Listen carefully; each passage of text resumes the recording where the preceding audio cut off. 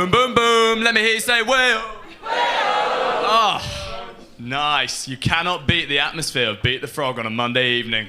How are we feeling tonight, ladies and gentlemen? Nice. Yeah, so my name's Conor. I'm an aspiring comedian, actor. Recently graduated with a degree in drama, which of course means I'm a teaching assistant. Got some teachers in tonight. Yeah, it's not gone exactly how I expected. Didn't expect to be insulted as much on a daily basis as I have been. And it's relentless, really creative insults. I mean, the other day, I was playing football with the year twos, and this little year two runs past me, and he looks up at me and he goes, "Sir," I go, "Yeah?" "You run just like Michael Jackson." What a bizarre insult. And ladies and gentlemen, I have two issues with this insult. The first is, as a teacher, there is a select group of people that we hope to never be compared to. And let me tell you, Michael Jackson is pretty high up that fucking list. However, the second and more pressing issue, how does this 6-year-old know what Michael Jackson looks like when he runs? What does he know that I don't? Because last time I checked, there isn't a lot of footage of the king of pop doing the 100-metre dash. Have we got any Michael Jackson fans in? Oh. The jury's still out on Michael Jackson. It's a bit of a grey area, but you know, you got to separate the art from the artist. That's what people say to me. Conor, you've got to separate the art from the artist. Which, I mean, fair enough. Go for your life. But where do we draw the line? Because I doubt you're ever going to walk into someone's house and go, "God, that is a really interesting painting. Who is that?" "Oh, what, that old thing?" "Yeah, oh, that's just an original Hitler." "What?" "The painting, it's a Hitler." "What do you mean it's a Hitler?" "It was painted by Hitler."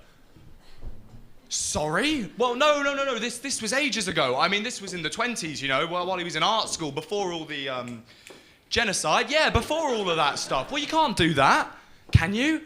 Hang a Hitler up in your living room for everyone to see?" "Of course you can. You can't look at it like that. You've got to Conor, you've got to separate the art from the artist." "I know, but I just think with this specific painting, that's quite difficult to do." "What do you mean?" "Well, I just mean it's quite..." "Conor, you're not separating the art from the artist." "No, I understand that, but this specific painting, I don't think I can do that." "Why?" "Because it's a self-portrait."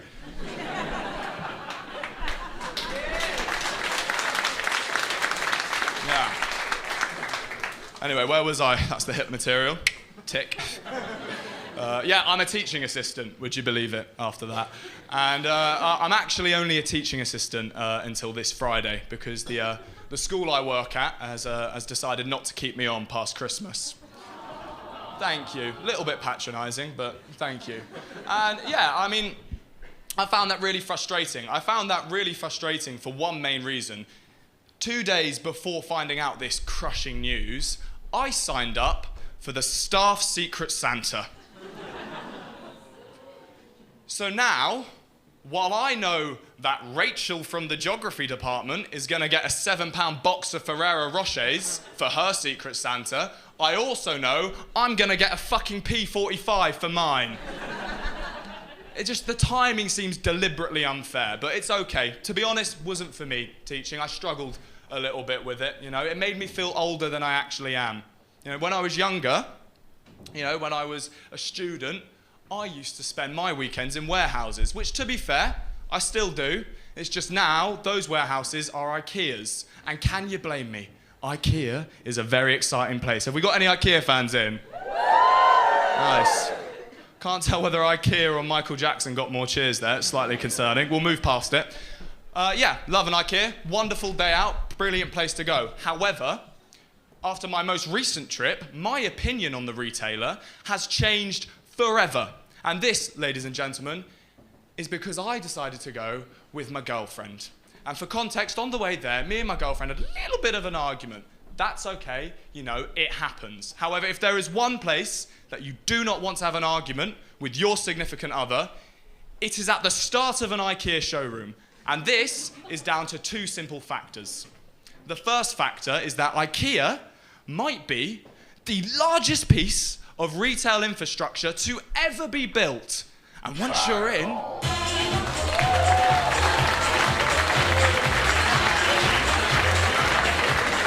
Got him out the base in front!